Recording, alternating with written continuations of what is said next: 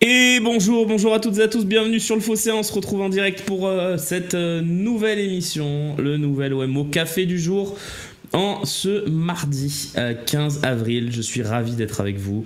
Loïc a assuré comme un chef hier, j'avais des problèmes techniques qui m'empêchaient d'être avec vous, mais j'ai vu le talent de l'homme à tout faire du Phocéen qui aujourd'hui se retrouve aux manettes de cette émission et ça me permet de le saluer. Loïc Lachaud, gros big up à toi. Allez, on va commencer l'émission. Je vous salue également dans le chat, évidemment. Merci pour votre fidélité.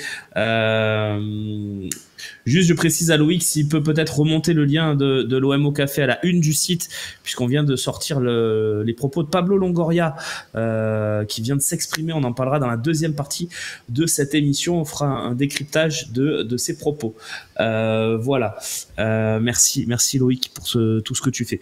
Ça va, merci. Ceux qui demandent dans le chat, oui, ça va bien. J'ai ressorti la veste, voilà, parce que on m'avait dit la mets plus. Depuis que je la mets plus, le club il est en train de tout perdre. Donc je remets la veste. Tant pis si ça vous plaît pas de fou, même si je sais que certains apprécient. Hop, je vais mettre ça comme ça pour être bien. Donc voilà, on fera un petit décryptage et je vous dirai tout ce qu'a dit Pablo Longoria ce matin dans la deuxième partie. Freplston qui nous dit salut Romain, quelle loose, franchement quand l'OM gagne j'ai envie de regarder tous les débriefs là depuis un mois, j'ouvre même plus Twitter, même le Phocéen pas envie de regarder. Viens quand même, viens, et je suis content que tu sois là avec nous ce matin parce qu'on va dire ce qu'il y a à dire.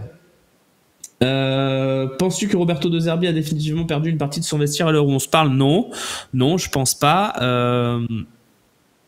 Par contre, il va falloir qu'il retrouve un peu de sa superbe lui aussi.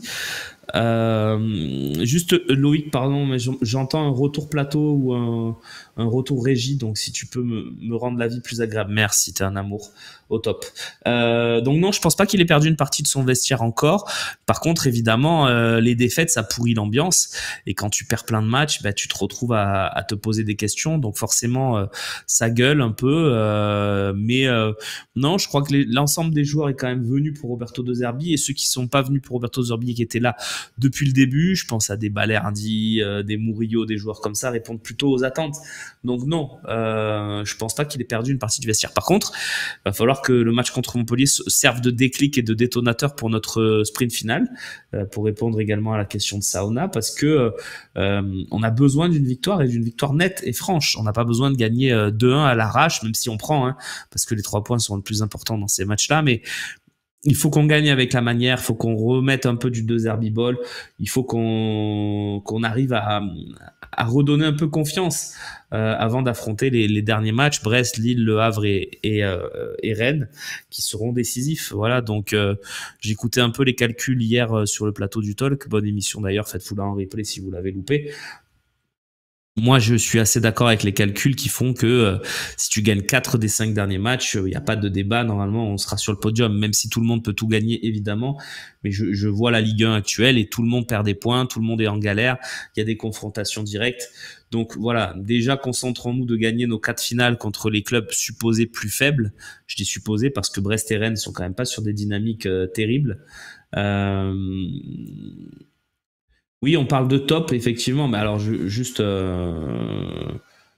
l'union du vestiaire depuis hier. Non, mais il faut pas accorder CU84 VS, il faut pas accorder plus d'importance que ça à l'info d'hier sur RMC.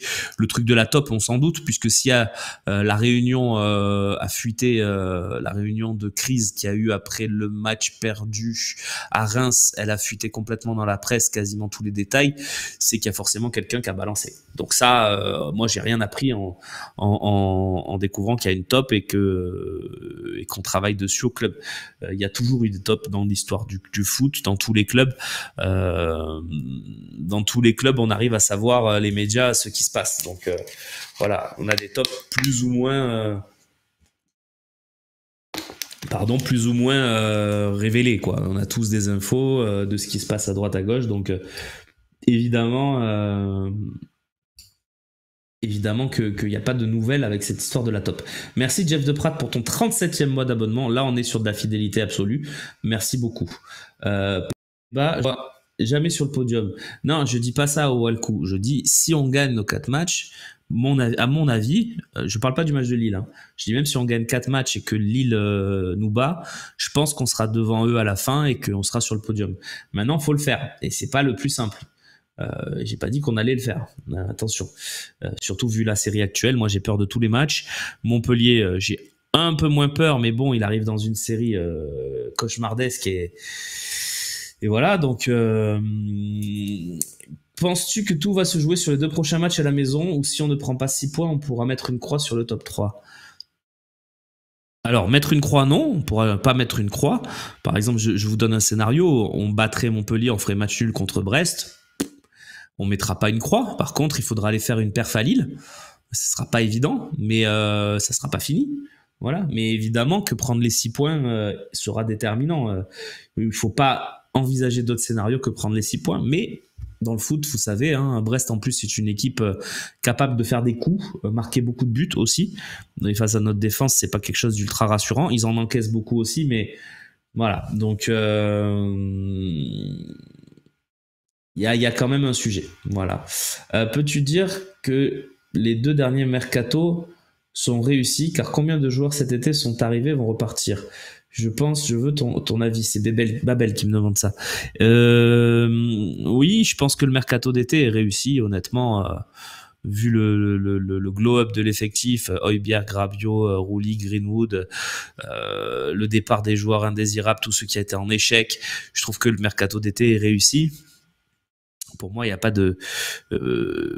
pas d'échec majeur sur ce mercato d'été. Il y en a qui n'ont pas réussi et qui sont directement repartis. Le mercato d'hiver est réussi dans le sens des départs, pour moi.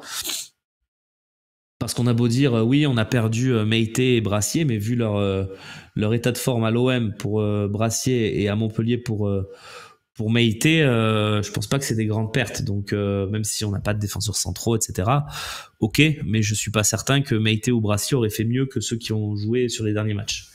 Voilà. Donc, et est-ce qu'il est réussi? Par contre, pas totalement dans le sens des arrivées, parce que si Amine Gouiri, pour moi, est une bonne recrue et a relancé un peu notre dynamique offensive dans un moment où on en avait bien besoin, le reste des recrues, pour moi, pour l'instant, ne répond pas aux attentes. Hein. Dedic, il est sympathique, mais à part cavaler, il fait pas grand-chose. Honnêtement, je suis un peu déçu de Dedic pour l'instant. Benasser, je suis très déçu. Je pensais qu'il allait monter en puissance et qu'on allait avoir vraiment le Benasser qu'on avait envie de voir. Le très bon Benasser, même le Benasser moyen bon des 2-3 dernières saisons à Milan. C'est pas du tout ce qu'on a. On a un joueur en dedans, physiquement, qui a du mal à répondre à l'impact physique de la Ligue 1 aussi. Et je suis plutôt déçu de Benasser pour l'instant. Alors, sur le long terme, je maintiens que je pense que ça sera une bonne recrue pour l'OM parce que avec la prépa estivale, avec tout ce qui va se passer cet été, voilà, je pense que s'il reste, ça sera un bon coup pour nous. Mais à l'heure actuelle, c'est pas extraordinaire pour l'instant. Et dans le sprint final, on a besoin de joueurs prêts. C'est pour ça que moi, j'espère pas trop le voir dans le sprint final. J'espère qu'on aura Højbjerg, Rongier à tous les matchs, qui seront en forme. Parce que le dernier match de Højbjerg, c'est pas mal, 30 minutes, et après, il s'effondre physiquement. Mais bon, il revenait de blessure. Et puis, Luis Felipe, alors c'est dommageable parce que tu te dis on fait partir 2 défenseurs centraux, on en prend un, ça va parce que ils servaient à rien les 2 qui sont partis, mais si c'est pour te retrouver avec un qui peut jamais jouer, c'est compliqué. Voilà, donc voilà pour mon bilan. Tu perds Montpellier, il se passe quoi? Ah, si tu perds Montpellier, il y a énorme crise, oui. Il y a énorme crise, Steph. Il y a énormissime crise, remise en question de tout. Je pense que ça serait cataclysmique. Mais bon, pour l'instant, j'ose même pas l'envisager. Non, on n'a pas de défenseur potable en réserve épileptique 13. Et on n'a pas de capable de s'insérer dans ce groupe de Zerbi. Les défenseurs de la réserve, soit sont très jeunes, soit sont inexpérimentés, soit sont pas terribles. Donc, à part Akin Saïd Mahdi, qui est international comorien et qui joue avec la réserve depuis 2-3 ans, mais je le vois pas s'intégrer aux 2 Herbiball et je le vois pas extraordinaire non plus. Les autres sont un peu jeunes, que ce soit ceux qui ont participé à la Gambardella, Trigano notamment, qui pour moi pas le niveau forcément pour s'intégrer à l'OM, professionnel en tout cas. Bangna aussi derrière qui est très solide mais qui est jeune et qui manque mon avis de culture tactique. Donc non, je pense pas que qu'il y ait ces joueurs-là en réserve. Mbemba, mais Mbemba, c'est pas un sujet, je vous le dis. Diège du Ventoux. Pour moi, Mbemba, c'est réglé depuis début septembre. Hein. Et je valide. C'est-à-dire que on lui dit tout l'été, pars parce que tu es en fin de contrat, tu veux pas. On n'envisage ni toi ni moi de prolonger. Il faut qu'on fasse rentrer un petit peu de liquidité. Pars en transfert. On t'ouvre toutes les portes, il y a pas de souci, même un petit transfert. Et le gars, il veut pas. Donc, il s'assoit, il prend son salaire et il attend sa prime à la signature dans un nouveau club. Donc, c'est un message envoyé pour les prochaines saisons. Si l'OM a un peu de stabilité, c'est que si on vous dit au début du mois de juillet que vous ne jouerez pas, ben vous ne jouerez pas. Alors, on me dira le cas Ulysse Garcia. Le cas Ulysse Garcia est différent. Il avait un contrat de 3 ans. Il avait été mis sur la liste des transferts, mais personne n'a tapé à la porte pour Ulysse Garcia. Donc c'est pour ça qu'il n'est pas parti et qu'on l'a réintégré. C'est un cas très très différent. Hein? Ulysse et McGill. Je pense que tu tombes sur la mauvaise personne. L'Inter te donne un chèque de 25 millions pour Luis Enrique. Là, maintenant, tu le prends. Bah oui, bien sûr. Bien sûr, mais même 15. Hein. Bon, après, peut-être pas 15 parce qu'il a fait des progrès, etc. Mais oui, non, mais bien sûr qu'il faut prendre. Il faut vendre Luis Enrique dès le coup de sifflet final du dernier match. Il n'y a aucun débat pour moi. Parce que déjà, pour 2 raisons, je vais vous dire pourquoi je pense que c'est une très bonne idée pour l'OM de vendre Luis Enrique. Je pense qu'il est, pour moi, incapable de reproduire une saison aussi bonne que celle qu'il a fait, parce qu'il a été très bon cette saison. Je pense que mentalement, c'est un joueur qui a des difficultés à être régulier au très haut niveau, à se libérer totalement, à se lâcher. Alors, j'oublie pas tout ce qu'il a fait de bien, hein. Vraiment pas. Mais surtout, la deuxième raison, je pense qu'elle est tactique. Et que si De Zerbi continue son aventure à l'OM, ce que j'espère, j'espère aussi que De Zerbi va repartir sur son 4-2-3-1. Et dans ce cas-là, s'il repart sur son 4-2-3-1, je vois pas Luis Enrique à aucun poste.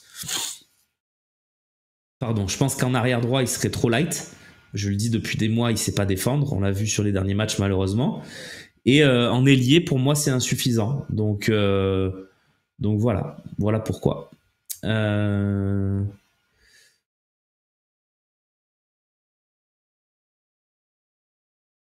C'est une posture. Alors, tu parles de Mbemba, Alfredo.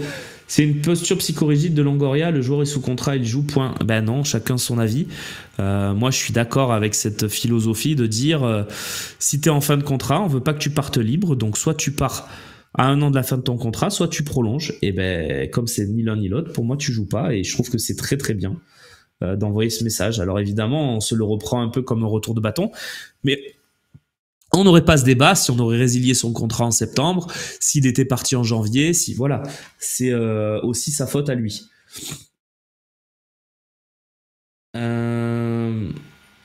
Si on est 4e, tu crois que Rabiot reste? J'en sais rien, Lauriadex. Oui, je pense, mais j'ai pas la certitude. Enrique en 9, non merci. Non merci.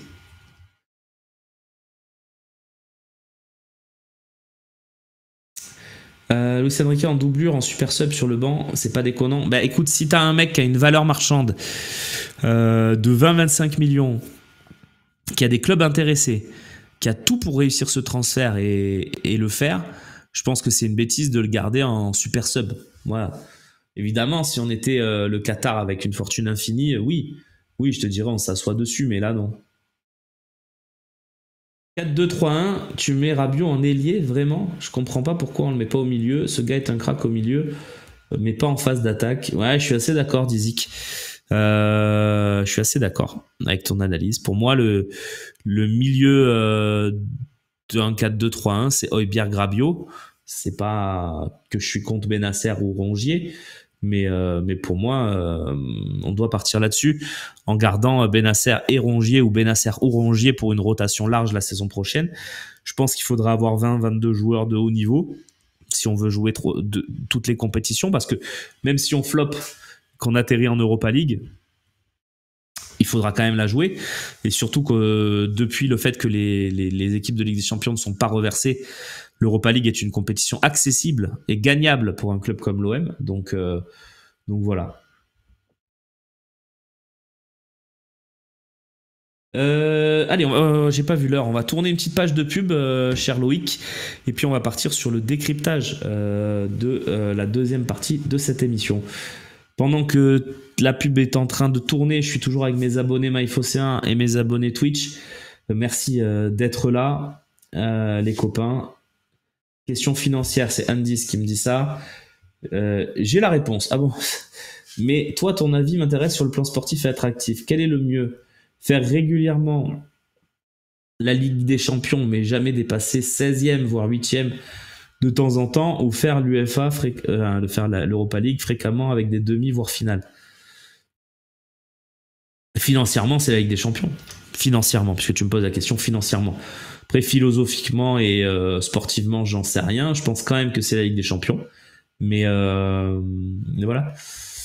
Si on va pas en Ligue des Champions, alors Colopus, on est peut-être effectivement à 1 mois d'une crise gigantesque, mais on est peut-être aussi à 1 mois de se dire saison finalement réussie, première étape validée avec des soubresauts, mais avec une étape qu'on aura finalement validée. Donc on va vraiment vivre 5 matchs avec une intensité folle et tout va se jouer là-dessus. Voilà.